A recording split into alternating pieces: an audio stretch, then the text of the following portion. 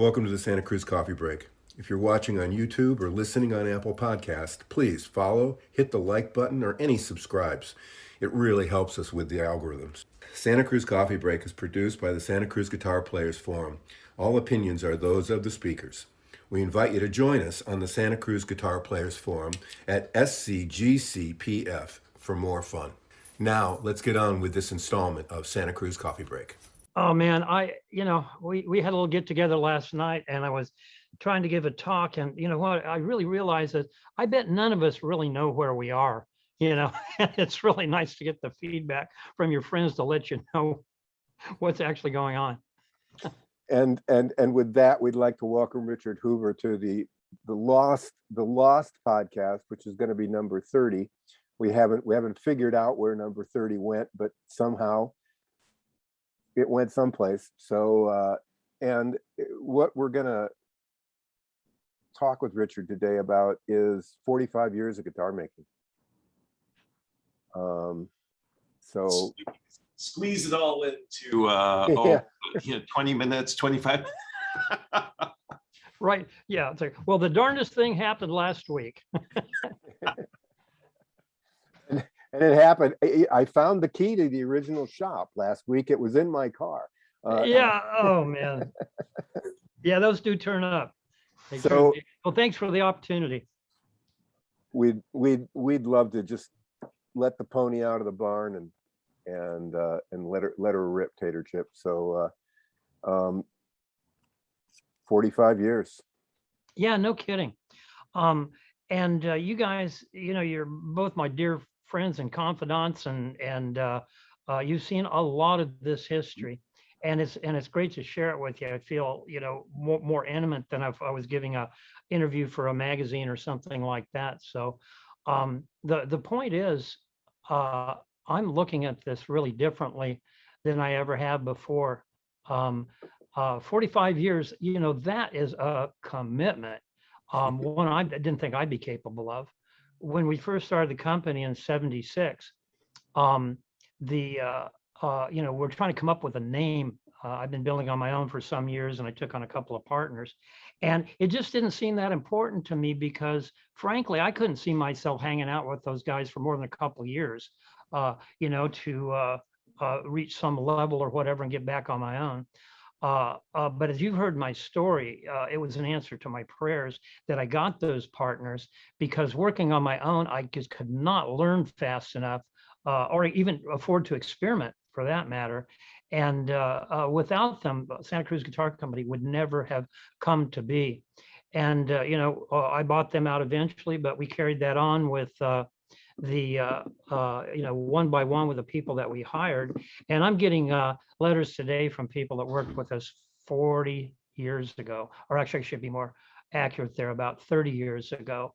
And one time in 1983, the market was so bad, Martin was unofficially for sale. In January, we had an 8-month back order. There was 2 of us. And by August, we were out of work. And so what anybody does, we decided we'd teach, and we started a school for a short period of time and ran a few apprentices through. Some are out there. Mark Maingard in South Africa is pretty well known in what he does. Rissa Yogi in India, Uwe Klose in Germany. We really made an impact, and that's really been the story of Santa Cruz Guitar Company. The guitars are only a vehicle for what we do, and a great vehicle it is, for meeting people, learning from people, and carrying the message, the mission statement of Santa Cruz, which is, just simply quality of life and peace of mind for everybody we come in contact with, making the world a better place. Every time we make a guitar, the world makes music, and so on and so on. So I'm at a very retrospective place right now as I look at my career going forward.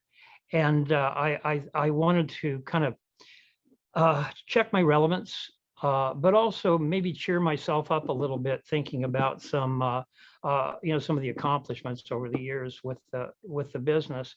And it's funny, the things I came up with were things that almost tore the company apart. I've got this curse, actually.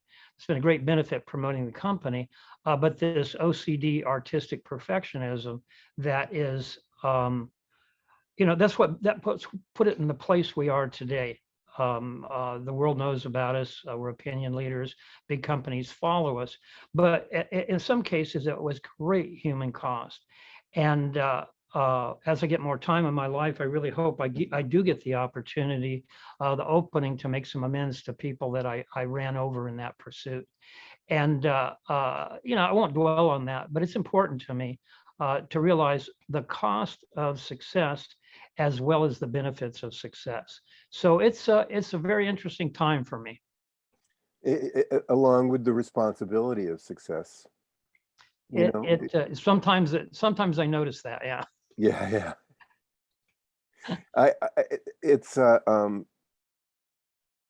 I'm thinking immediately when you were saying right off at the beginning, there were two others that you learned from each other. Mm-hmm. There was no how to make a guitar school.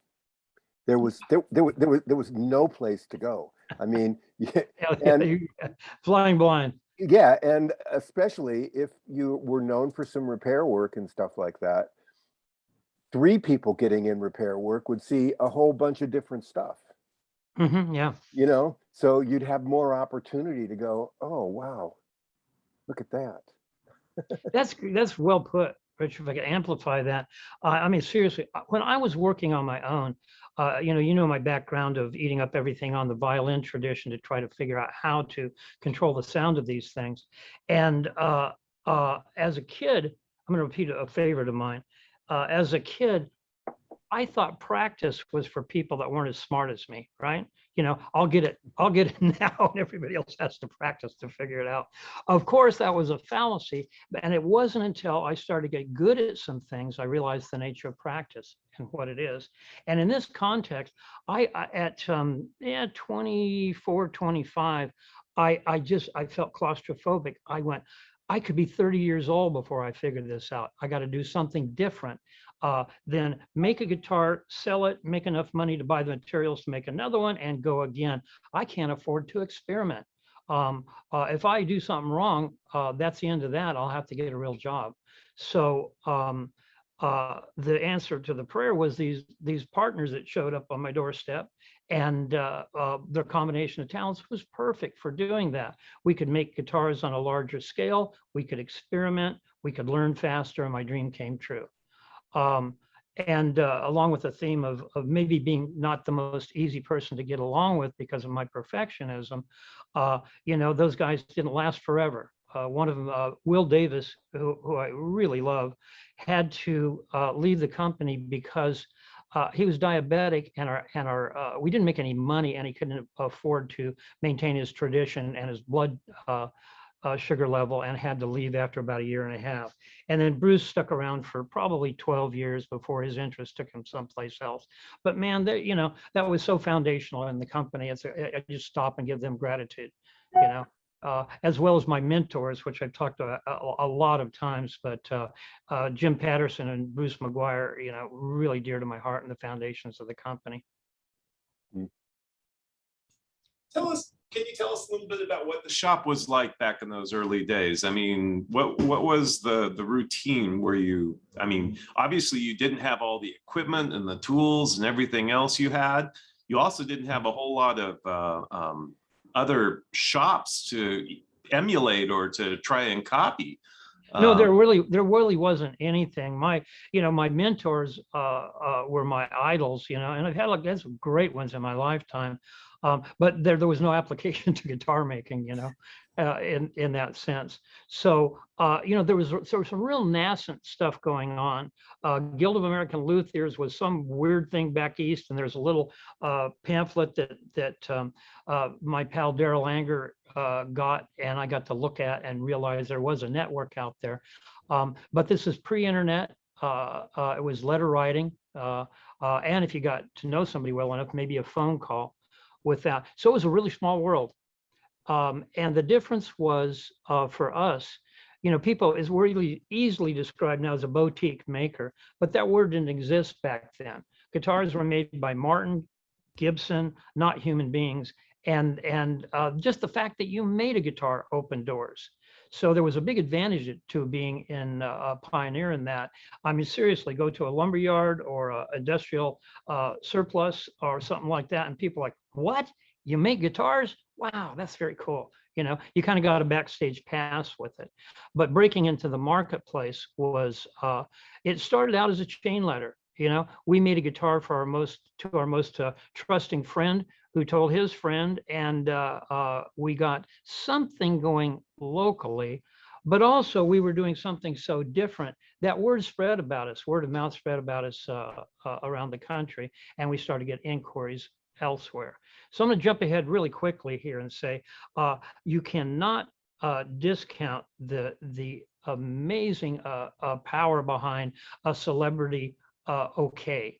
You know, we've never done celebrity endorsements, but when we made a guitar for Tony Rice, and shortly thereafter, one from Eric Clapton, in response to a letter he wrote us, we went, let me just put it like this. Before that time, somebody could sit down and play a Santa Cruz and think, wow, this is 200% better sounding than anything I've ever played. But when it came to buying it, they really worried about what their friends would say. You know, you could have got a Martin for that kind of money. Are you out of your mind? And people just wouldn't trust their instincts and make the leap. But once people knew that this is a company that made a guitar for Eric Clapton, it was okay. I mean, seriously, all of a sudden, it's okay. It's an inside brand. I know about it. Other people don't. I can't wait, you know, to get a guitar like Eric Clapton played. And that in spite of our genius and remarkable innovative efforts, that was a big deal moving forward. So you know, I'm sorry, I got excited there, Tad. You asked about the shop on a day-to-day basis. As you suggest, we were exploring. I knew how to build guitars. My partners didn't. In fact, our original agreement, partnership agreement, was they both invested, I believe, $2,000 each into the company, and I had the option to pay over 2 years because I was going to supply the tools and teach them how to build guitars, right? And I got a $500 discount for that. So you know, we started out with me teaching them how to be. Will was a good woodworker. Bruce was just learning how. Teach us how to build guitars, and we're learning together while we learn to do finance, while we learn to do marketing and network and the whole thing. So it was lively times, and I have really fond memories of it. We took home $150 a month apiece in the beginning, and that represented my rent took about half of that at the time. And I was giving a talk last night to the crew, and it turns out that's about the same average as today. That's the same percentages, you know, people pay about half their income in rent. So it was really, really Spartan days. A real major player in our advancement was Roger Siminoff, who was this, you know, brash New York guy. I say brash, everybody from New York at that time was brash to me. Came out. He had founded Pickin' Magazine, which is a really seminal publication for acoustic stringed instrument music. And Guitar Player International bought that brand and brought it out to Cupertino to their headquarters and had Roger start Fret's Magazine. And Fret's introduced us to the world.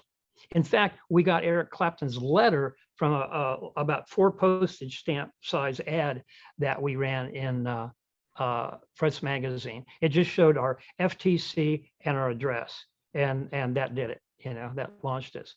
But we were there was editorial about us. They wrote about us. They also had a readers poll where by that time it was just Bruce and I. You know, we got #1 small luthiers in the country or the world or whatever, and those things were huge. So there's a lot of serendipity that really allowed us to get a foothold in the minds of players. Now, if we didn't have the substance behind that, it wouldn't have lasted, of course. But I want to give credit where it's due, that those kind of breaks were really important in our ability to sustain ourselves and survive. And there's a lot of extremely talented people out there that most modern players had never heard of, that did astounding work. and they just couldn't write it out. The market, there was no market there. Our players were just getting out of school, paying student loans, maybe starting to raise babies and paying for that. And I said in the early 80s, like 83, everything crashed to the point that everybody's terrified to spend any money. And those were our wonder years. We couldn't have done it if we didn't have that clear field running of no competition. But at the same time, there was a reason there was no competition. It was a really bad idea to try to launch a high-end brand at that time. I have an anecdote I just got to tell. In early 80s, Bruce and I went to the NAMM show, and the NAMM show was in the Disneyland Hotel, and it was in one big ballroom. And we didn't have a booth, but we took a guitar in. Actually, we sit outside, and one played the guitar and one passed out brochures. And that was incredible because we met people like Jim John D'Addario, who became lifelong friends in the business and really instrumental in helping us out. And some of the mover shakers in the industry, because we were so novel, everybody wanted to find out what we were doing. But on the inside, here's what I recall. I remember, it seemed like alcohol is what fueled the thing back in the 70s, and because everybody was my dad's age, right? All the dealers and so forth. And unlike the 80s, where it was fueled by cocaine, back when people just liked the taste, and on and on. But back then, we were kids, and I remember this guy in a salesman tweed suit that had a store someplace that was well known, and he put his arm on my shoulder and he said, "Son, the first thing you have to understand about this business is nobody's going to pay $500 for a guitar." And he says, "And with that, I don't expect to see you back here next year." So I think $5,000 is probably about our low end of wholesale today. That's what we walked into in the industry, and it was hard. It was hard. It was a hard sell. And again, I was talking about innovations that I pushed on the company were really unpopular. We lost really good people. I broke beautiful relationships with my just obsession and my insistence on doing better, better, better. And I'm not bragging about that. As I said earlier, the emotional cost of this, I question whether it's worth it for me personally and spiritually. But it's not this is not my business. This is a God thing. And what we have right now, what exists independent and beyond me, I'm really proud to have been involved in. It's incredible, the doors that it's opened in the world. So I stray a little bit here. I'm going to pause and let you ask another question. I can just keep going. To me, well, I was going to say, to me, what's really amazing is people don't, I think they need to understand that back when you were starting this up, you didn't have a wide range of resources to buy, quarter sawn material. It's not like you could go to some shop and pick through, 5,000 tops to find the ones that had the right tap tone and whatever else. You had to put a tremendous amount of energy into finding materials and preparing materials and things that we take for granted so easily now. I mean, even things like bindings and tuning machines and all those things. I mean, they had to be so much harder to source, to check on quality. I mean, nowadays we take for granted that there's 24 different kinds of tuners that you can pick up for under $100. That's funny. I hear you.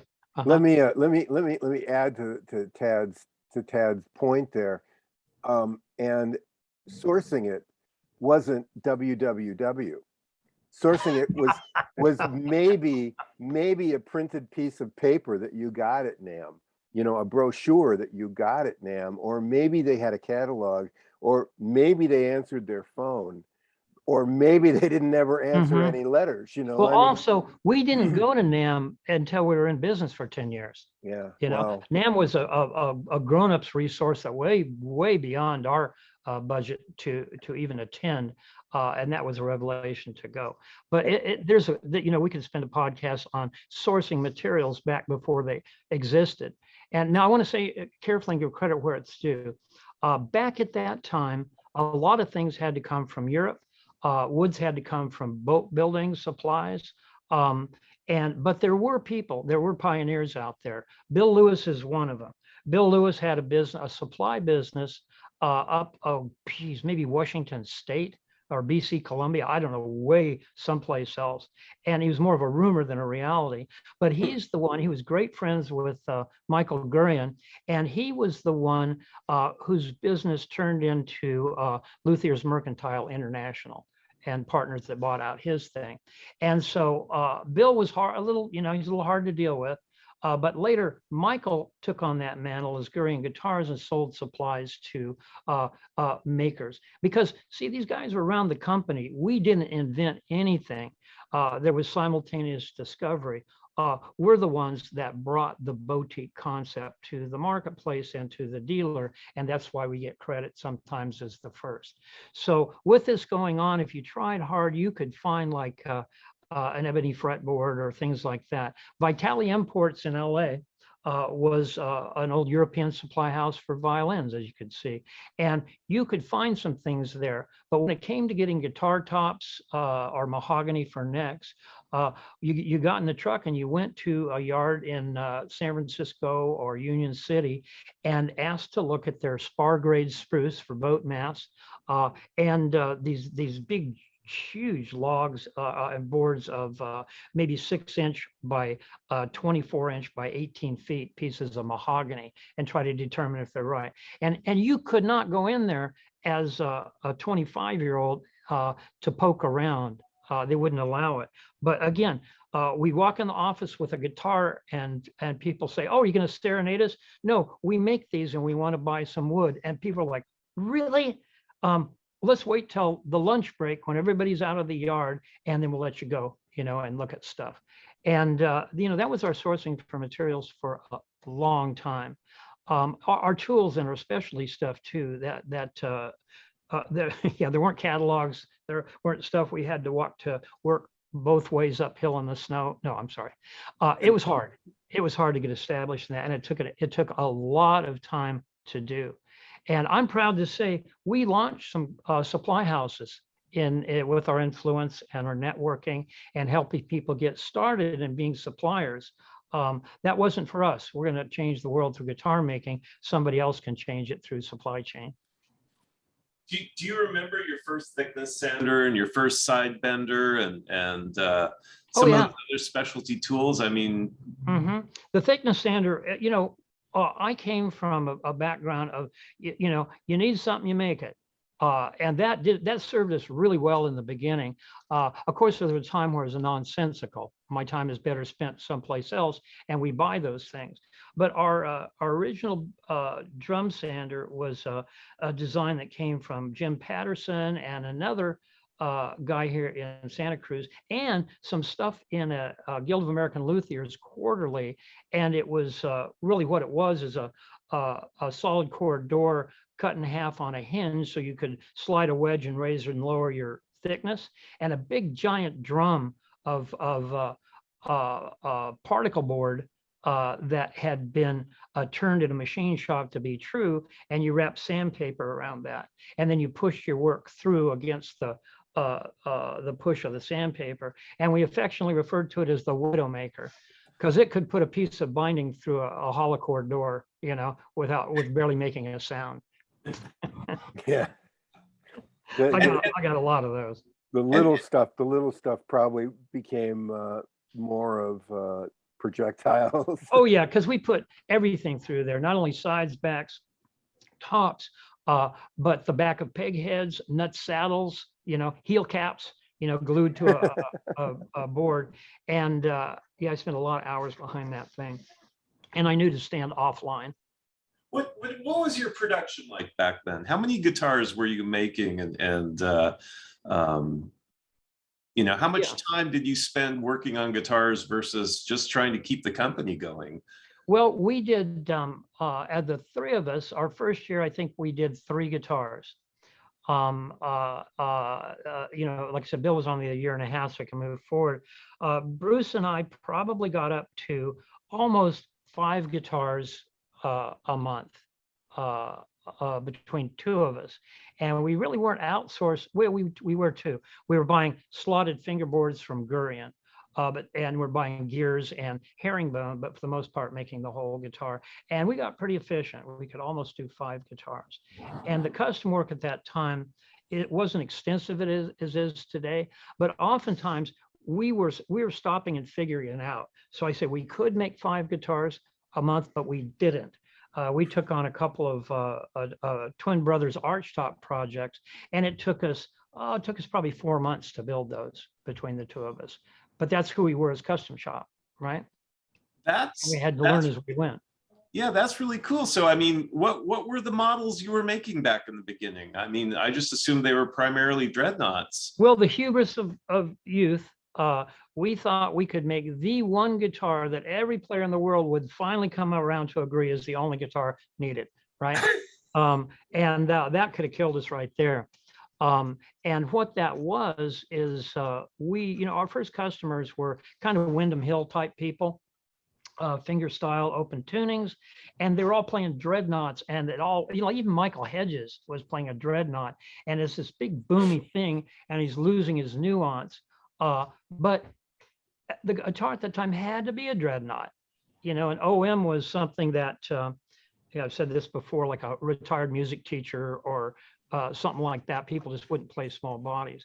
So we designed our original dreadnought, not like a bluegrass guitar. We designed it like an OM with a pretty even EQ and a clearer tone. So these guys could really showcase their artistry and talents. So original D model, it was like tapered braces and a top voiced for more mid-range and treble, less booming bass, so on. And that was the guitar we made probably for our first 27 guitars.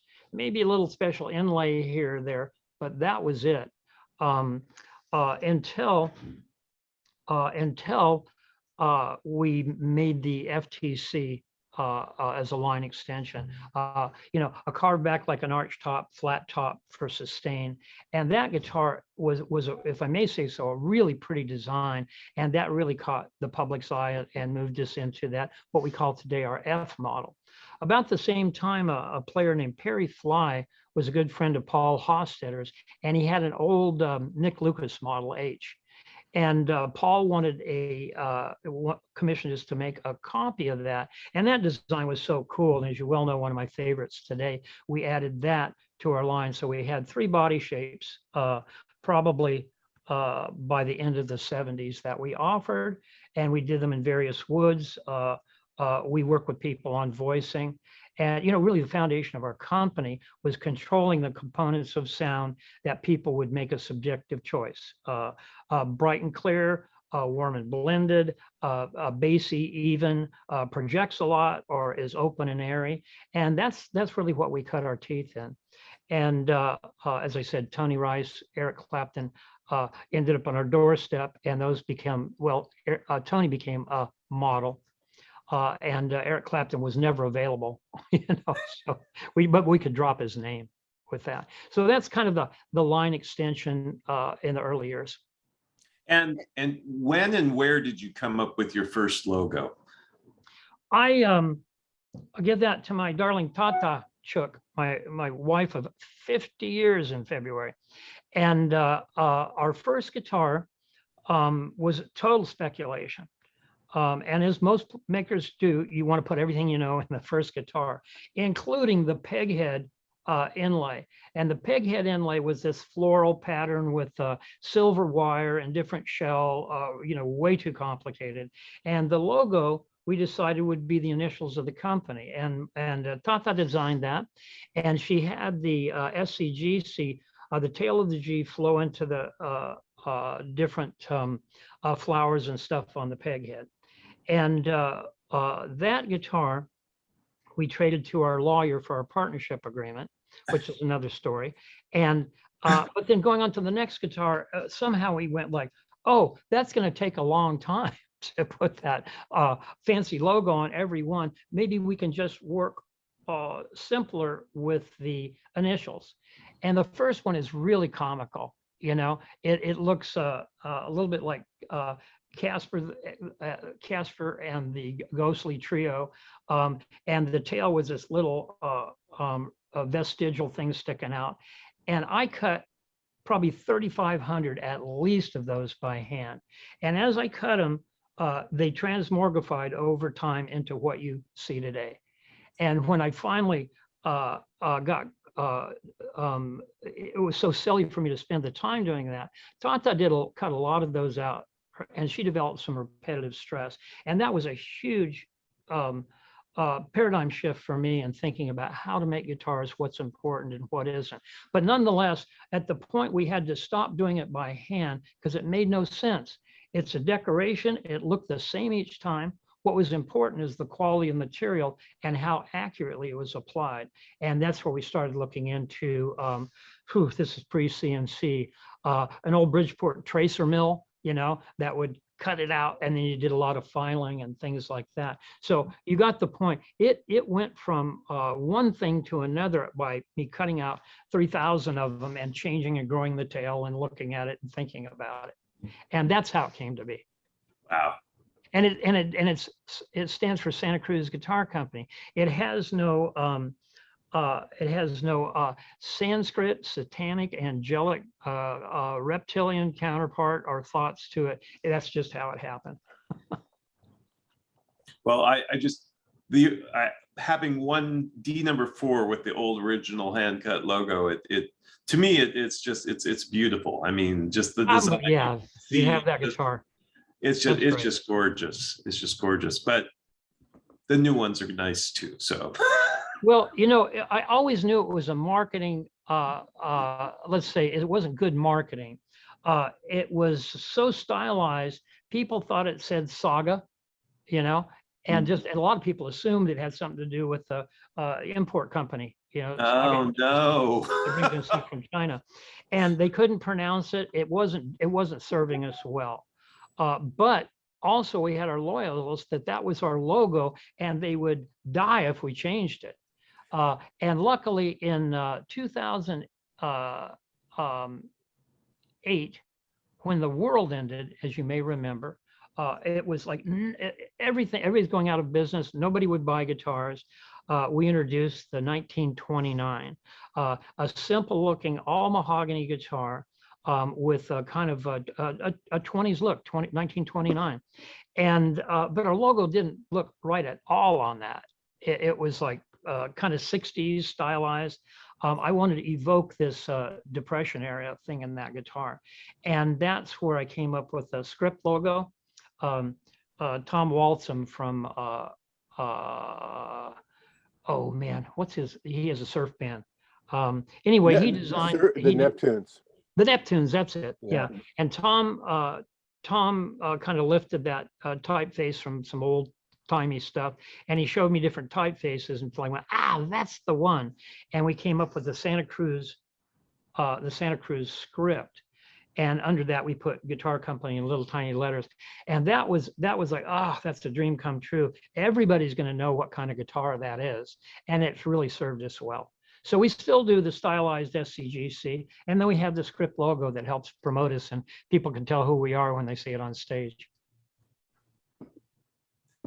There must have been other landmark moments during the growth of the company. I mean, just to pull one out of my head, I remember when you said that you got the letter from Gibson about the use of their headstock design, that was one of those moments that you realized that you had made it as a company. And there must be other moments like that in the history. There are. That was really interesting. We knew that was a potential because Gibson at the time, Gibson, a lot of people don't realize this. Gibson, as an honorable, venerable, historic American brand, is not. It's a series of corporate owners to the name that have alternately exalted it, ruined it, tainted it, made it beautiful. And that was a time wasn't in their golden years.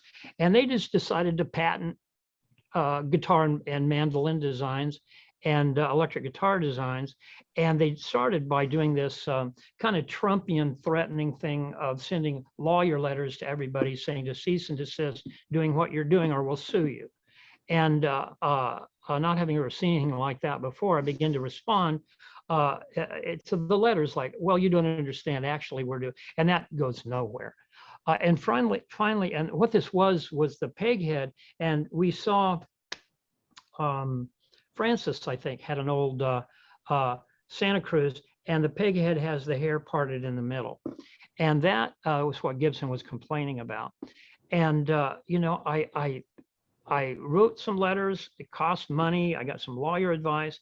And finally, Dennis Ballion, who worked, I'll say this now, worked for Gibson at the time, visited us, and he heard what I was going through. He says, just stop answering them. You know, don't spend any more money on this, because they'll drag you, they'll drag you to hell with this thing. And I did, I ignored them. But that peg head was a compromise between three people's design aesthetics. When we first did it, everything was a compromise between the three of us. And I never did like it. And it always looked like an imitation of, well, none of the brand. So I dropped it, We went with both our square peg head, taking the part off center in a few designs.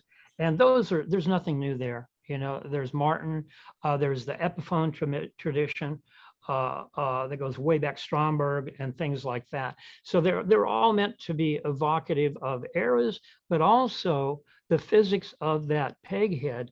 When you add or subtract mass, you're either focusing the guitar for more projection when you add mass, and when you remove it, you're making guitar more open and airy. So instead of having the sense to have one peg head that was our trademark, we did different peg heads on different guitars and contributed to that confusion. So anyway, that knocks that story out of the park.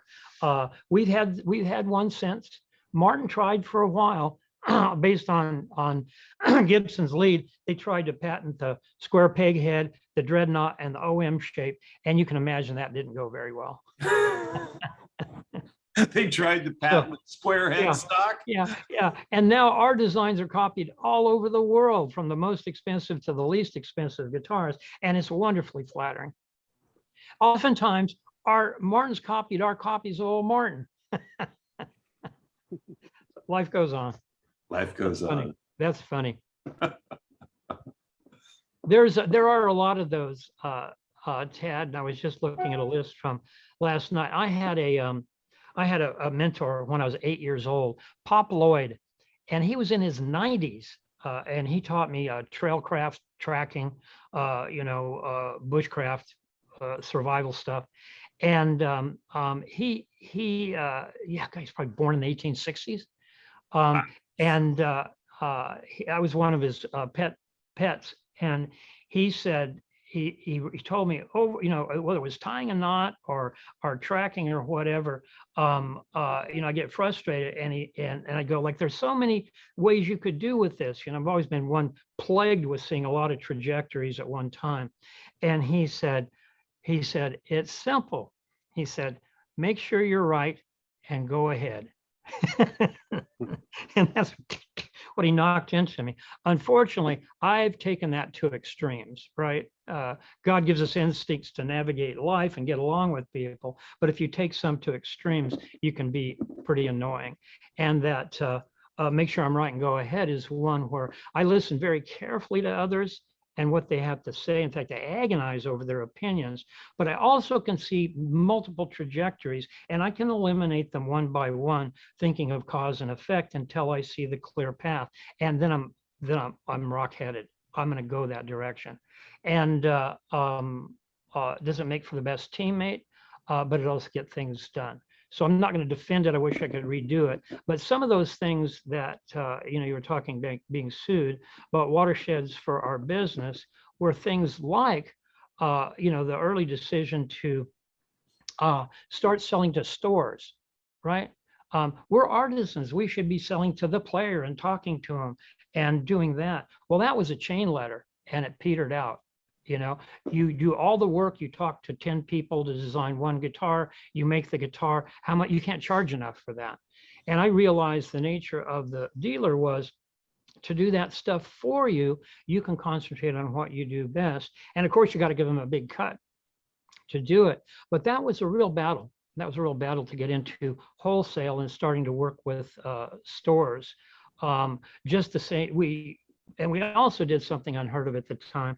We only offered a 40% discount off retail. And people told us that's not going to work. People won't buy from you, you'll die. But that's the standard of the boutique industry today. And let's, some of these get a little bit dry. Let's go to some more dramatic ones like international distribution.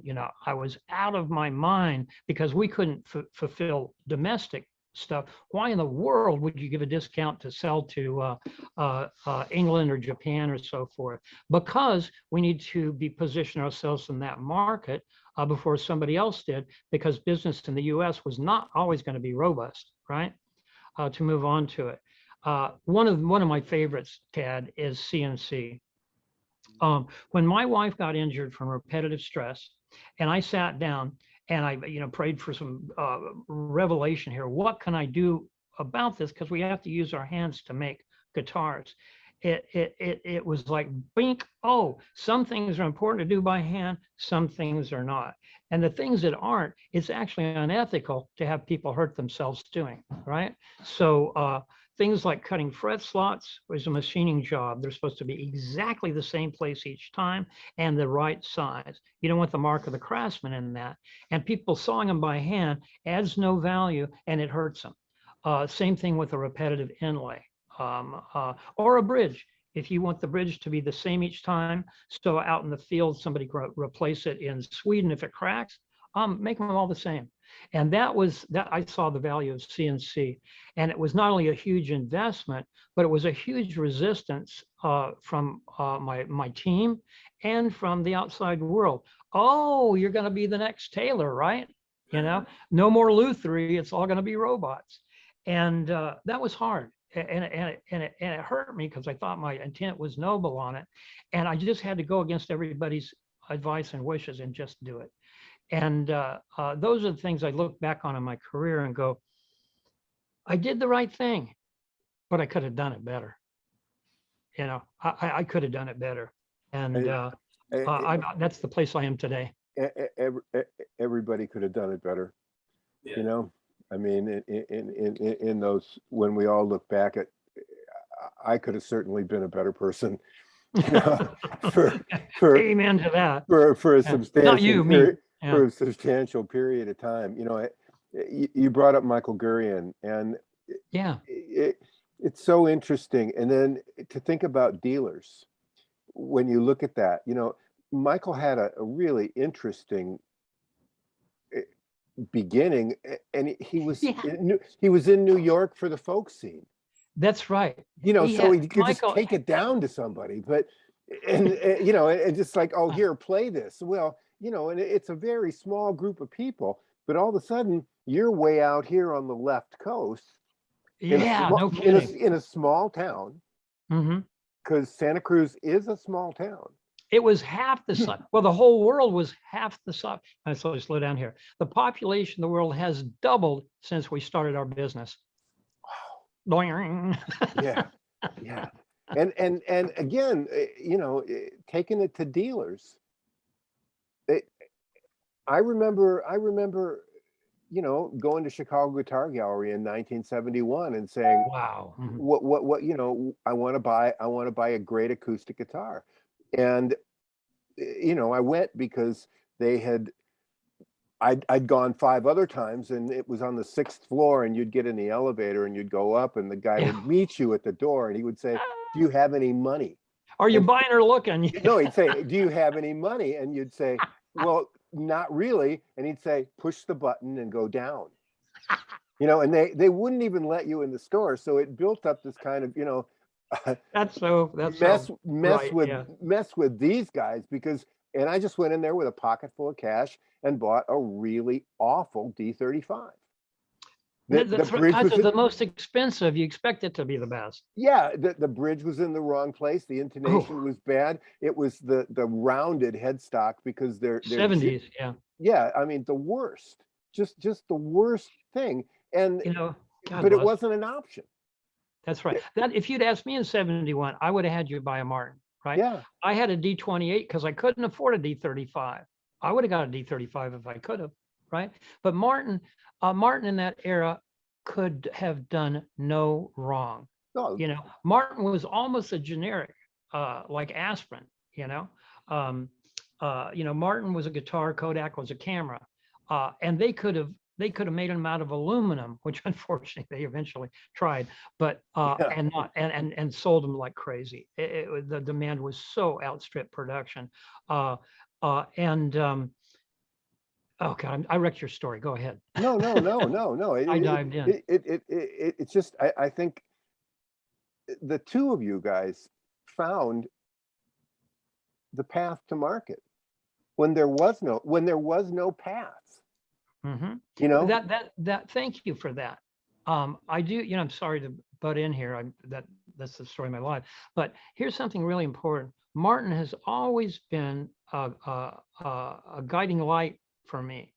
A lot of times in what they did wrong, you know, what they did right. Of course, they're still in my DNA as like the God Guitar Company. I know better, but it's from my kidhood. Martin was it. But here's what I learned from Martin's embarrassing days. Martin started out as guitar makers in a really traditional old world concept of work ethic and quality. And that's what they built their company on. And people still see them that way today. But there was an era when they were, as far as luthiery, they were rudderless. But also it didn't matter. Luthiery had become kind of a quaint part of their history that was no longer necessary in running a solid company on good business principles and a strong corporate structure. Keep it family held. Their priorities were not luthiery, and they suffered because of it. Later on, I'm going to say no small influence from us and people like us. They realized they had to regain that. They started hiring accordingly and incorporating luthiery in what they do. But there was an era where it was perfectly fine for Martin to be corporate, for Gibson to be Norlin and Fender to be CBS, right? Luthiery was out of date. So looking at Santa Cruz guitar going forward, I'm so grateful to be here for our 45th. Genetically, I'm not scheduled to be here for our 50th, as far as my family and stuff. And I'm not going to force the company to be anything other than what it can evolve to. And it'll be, let's look at this place at the 50th and see what they've chosen to do. If we remain to have luthiers coming up and out, even going on their own, but doing edgy, cutting edge stuff, we'll stay on top as opinion leaders in luthiery. But that's not important legacy for me. Again, my legacy, I want to be, he did some bad things, but he made the world a better place all in all. I'm happy with that. If there's this comfortable structure to the business that lets everybody get paid well, get along for another few generations, I'm successful. It doesn't have to be my vision and my dream, but we're just as much in danger of being Martin in the 70s as anybody as we go forward. That's not a prediction. That's just like hey, make sure you're right, then go ahead. I would relate that directly to you guys being a complete custom shop. There's another thing. I fought against all odds. I can imagine, because it's hard. Yeah, when I bought my first one, I want to say OMPW, there were just these models, Yeah. I couldn't get a mahogany one, right. That's the cheaper one. Yeah, I had to get a rosewood one, Mhm. and there were just these models, and I think a lot of times you made well, I went, okay. I mean, thinking about getting a custom guitar. Wow, never even got there. Yeah. Well, where would you go and why? Yeah, I mean, this is really great, and so, well, yeah, it's not exactly mahogany, but our taste buds weren't as developed. I think maybe That's something that I've thought about, is that if you kind of chart the way that Santa Cruz, as well as the approach to higher quality acoustic instruments, it kind of charts along with the rise and development of better quality recording and reproduction techniques, so that average people could really hear what a quality instrument would sound like, as opposed to just what you get on the AM radio in your car or something. It didn't really matter. But as people appreciated the quality of a good instrument, which of course meant that people playing and musicians would really start looking harder for that quality instrument. And there was Santa Cruz, who you already had that kind of aesthetic, that approach to the construction going, and it just seemed like a natural. And I think a lot of other people are trying to catch up with that. You still see people talk about, what so-and-so is playing on stage. Well, when they're playing on stage and they've got, a bunch of wires plugged into that thing, and it's going out through a bunch of electronics and out through some big speakers, what does it matter what they're playing? I mean, it's all this other stuff that's really affecting what you're hearing. It's when you get a chance to see somebody, just right off the top of my head. I mean, Eric Sky, when he picks up that guitar, it's mind-boggling. I mean, it just, to me, that was that. Amen to that. Ted, one of the things that's still part of my job is to try to explain to people what we do.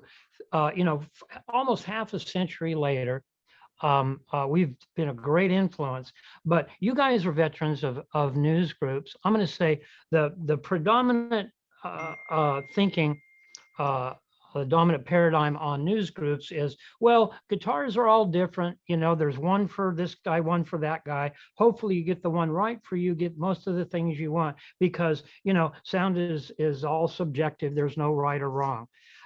That's totally contrary to our whole purpose in luthiery, right? Is to control these qualities of sound, both the personal choices and just the standards of sonority, resonance, full, rich quality of overtones, and you get a good one every time with the personal choices.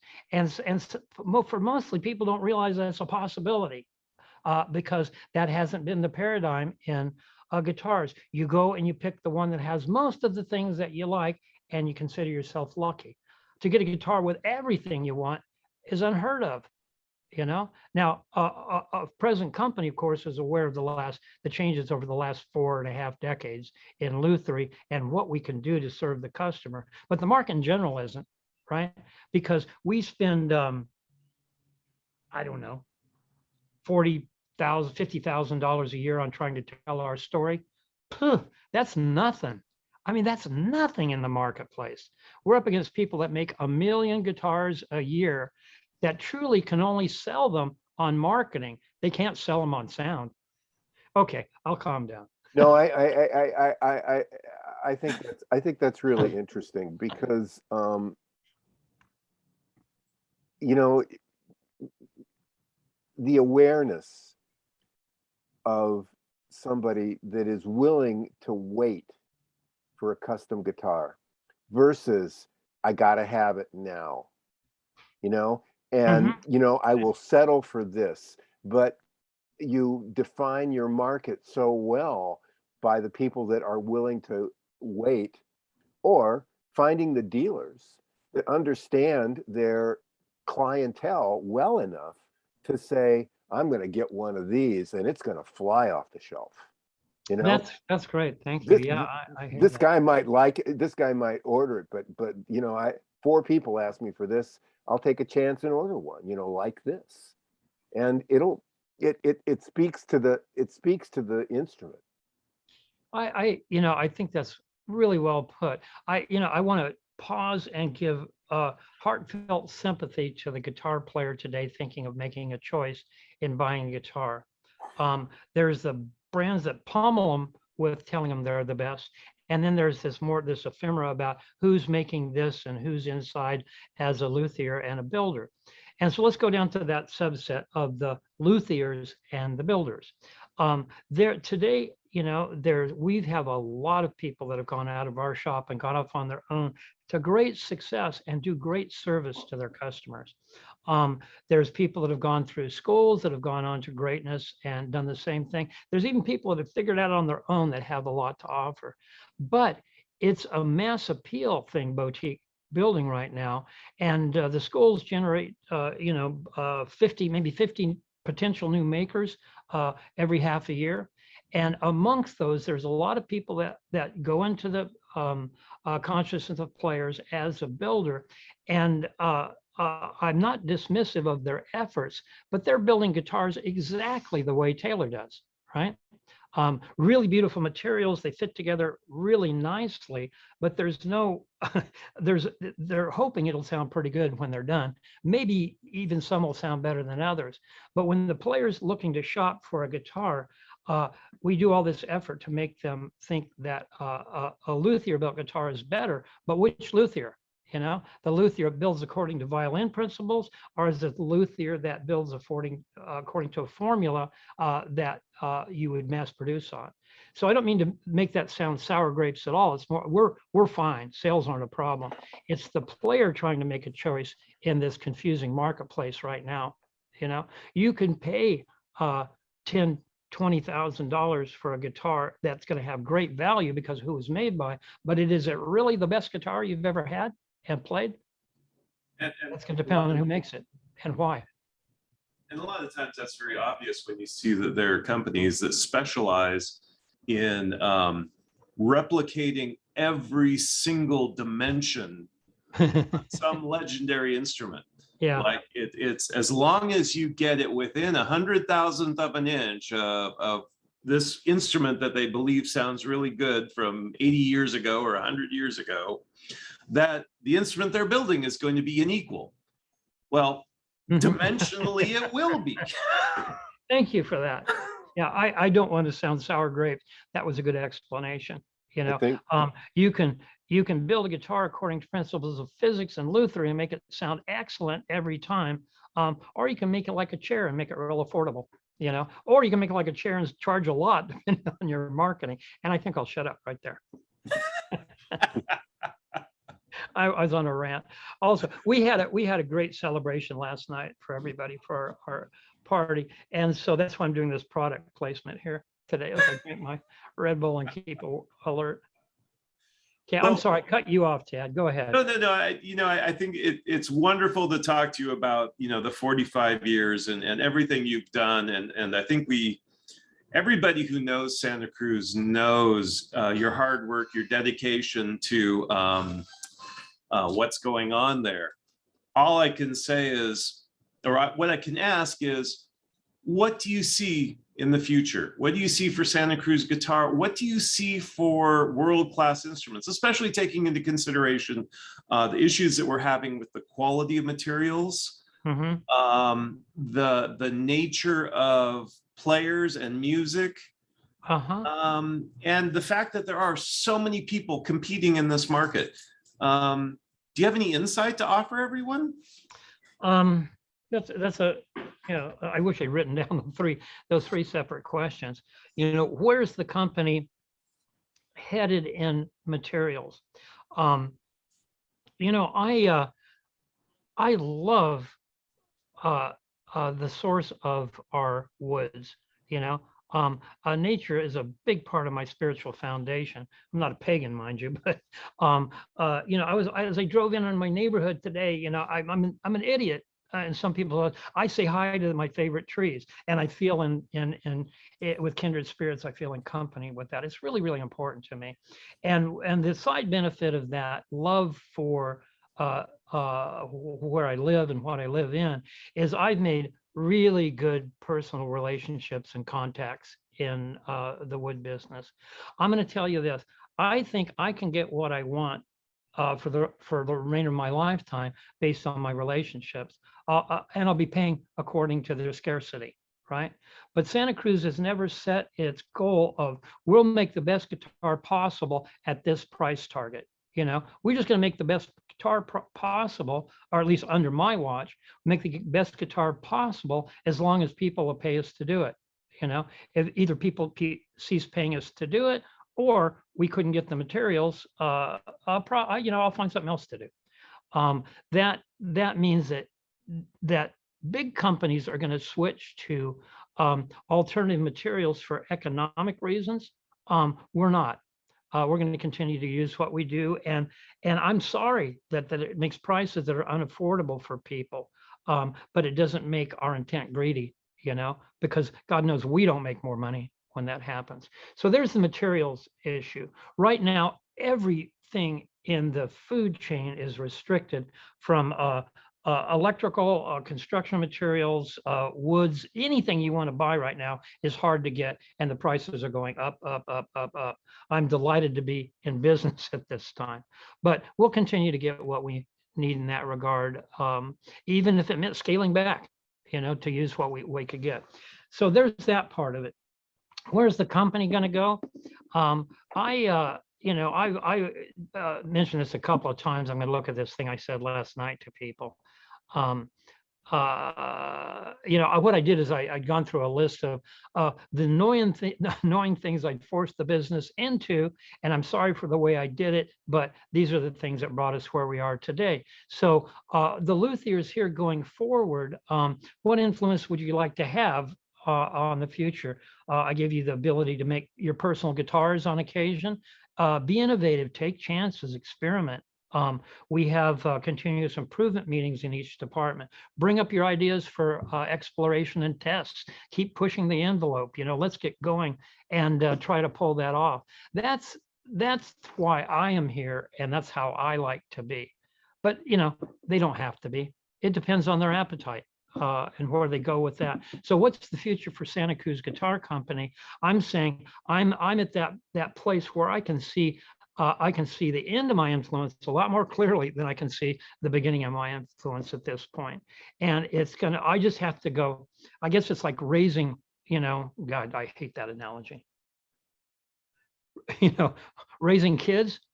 For me, it's raising dogs, raising a dog.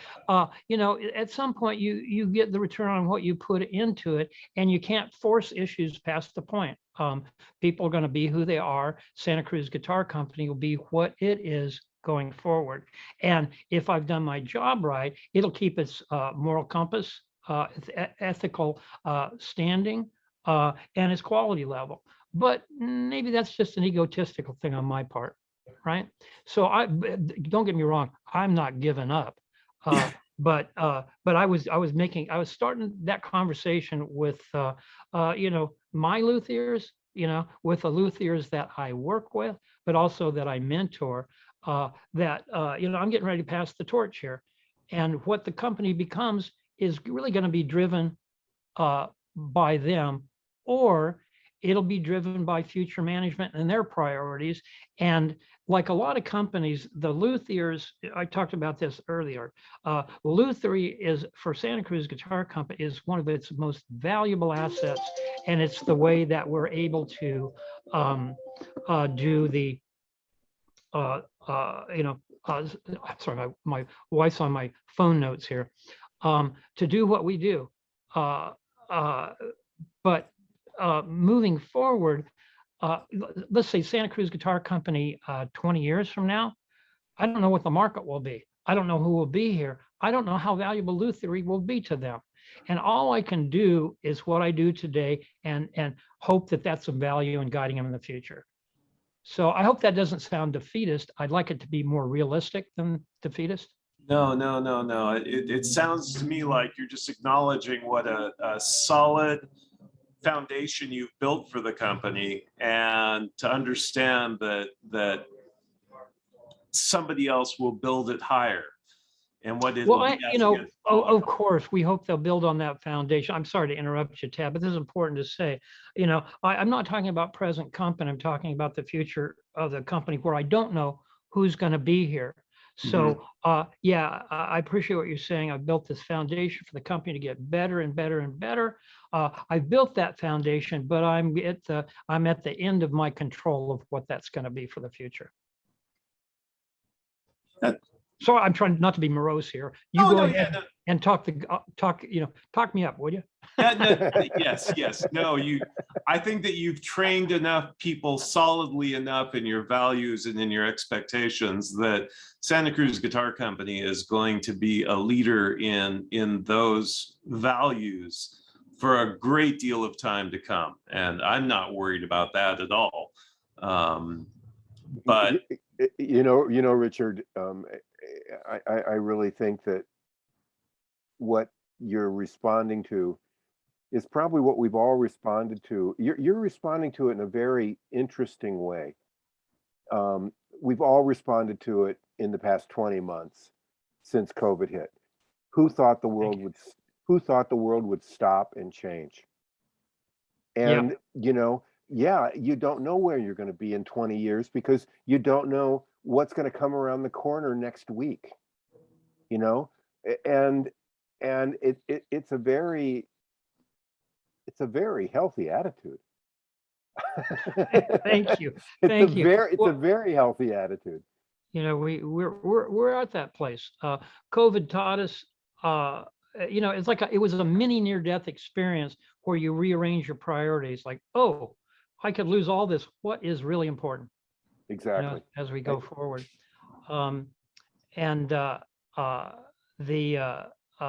Really what it is for me is like my legacy is what I've already done, not what goes on beyond me. And whether it's under the brand Santa Cruz Guitar Company or somebody else's name, based on that influence, when I did things right, I'm glad that it's contagious and viral and would continue on. I never believed I would see these times. I'm not saying this is the end of the world, but my faith describes some pretty hair-raising, end times. I never thought I'd live to see the place where the majority of the people perhaps would fight to the death for a deception. That truth would win out and rule. But man, it's a cycle and it's a wild time. So you're right, Richard. The events around me do affect my attitude and my thinking, and I hope for the better and be realistic rather than trying to hold on to things that maybe are only relevant to me. Well, 5 years ago, 5 years ago, you might ask somebody a theoretical question like, the house is on fire. What do you grab and run out the door with? And it's, I'll grab my Santa Cruz and this. It's not theoretical anymore. We're looking at the world around us, and you need to kind of make some of those decisions and think about some of those things, whether it's the water rising or the fire coming or who knows. It feels that way. I'll just say it feels that way. That's beautiful. I really hope it isn't. Well, Ted, last year we had COVID, but we also had wildfires where we had to evacuate the shop. And I was on the roof with a hose until I wanted to get out of the neighborhood.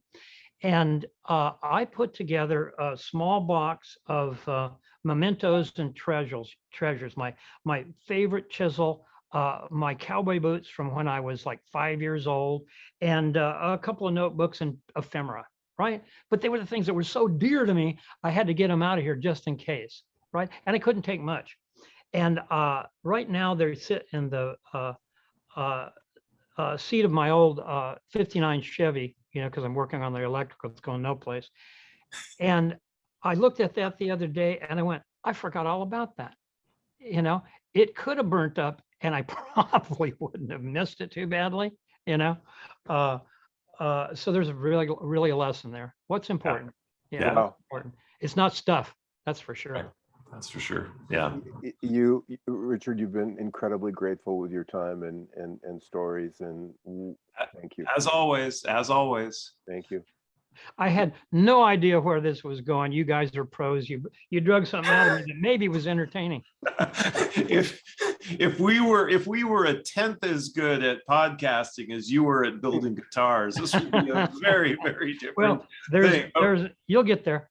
Well, we appreciate having you join us because that really makes all the difference in the world. And as we said in the videos and everything else, we just can't wait till we can all get together in person. And Oh, just yeah.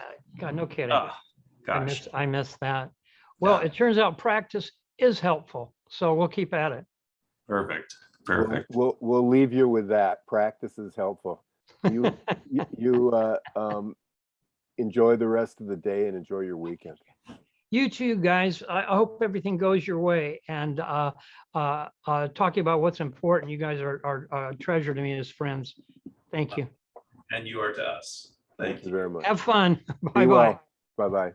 We hope you enjoyed this installment of the Santa Cruz Coffee Break.